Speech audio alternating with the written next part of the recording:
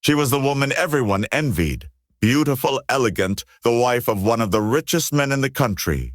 Cameras always followed her when she stepped out of luxury cars or onto red carpets. But no one could have imagined that her life would take a terrifying turn midair, thousands of feet above the ground, where help was impossible to call for. And when she collapsed in the aisle of that flight, no doctor came forward, no paramedic appeared, only a teenage janitor flying standby with no money, no title, no power, just heart. What he did next changed everything. Stay with this story till the very end, because what looks like a tragedy at first might just reveal the most powerful lesson of life. The jet was gliding smoothly above the clouds, soft golden light streaming through the oval windows.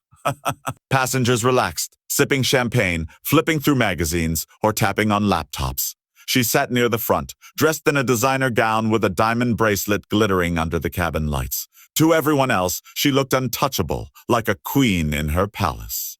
But inside her chest, a silent storm was brewing. Her breathing grew shallow, her face paled, and suddenly, without a word, she crumbled to the ground.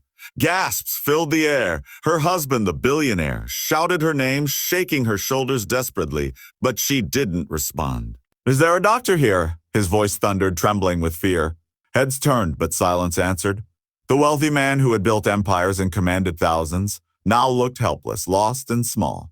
In the very last row, unnoticed until now, sat a boy of 17. His shirt was worn, his shoes old, and his boarding pass had been wrinkled from nervous hands.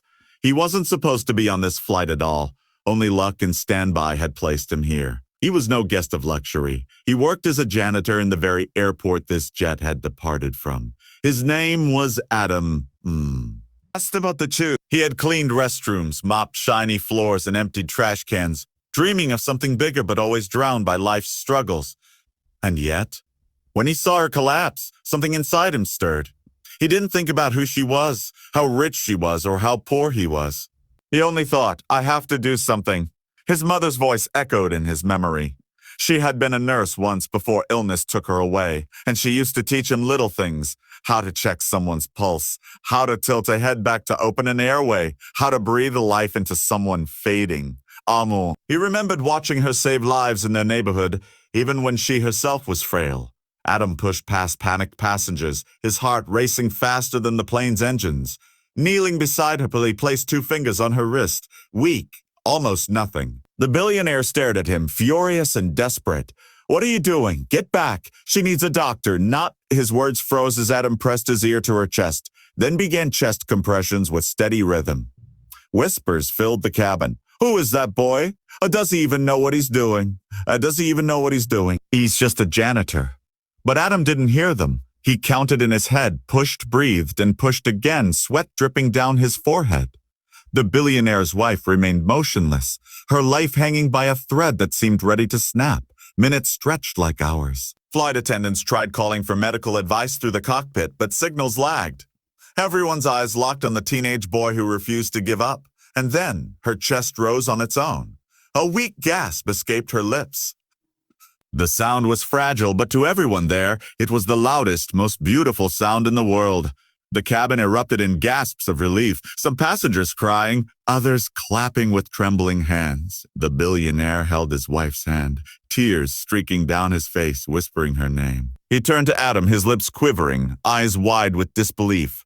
You saved my wife.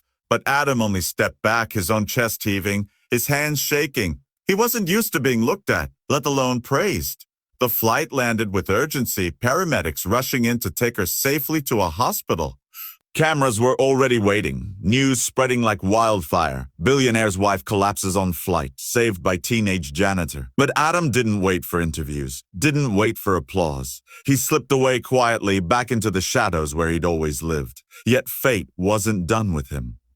Because what he had done in that cabin would ripple far beyond the walls of that plane. It would open doors he never imagined, challenge the meaning of wealth, and prove that sometimes the richest hearts are found in the poorest places. And as the world soon learned, the boy who was overlooked by everyone had become unforgettable. Would you like me to continue with the second chapter where the aftermath unfolds? The billionaire searches for the boy, the wife shares her side, and the story turns into one of empowerment, gratitude, and a powerful life lesson.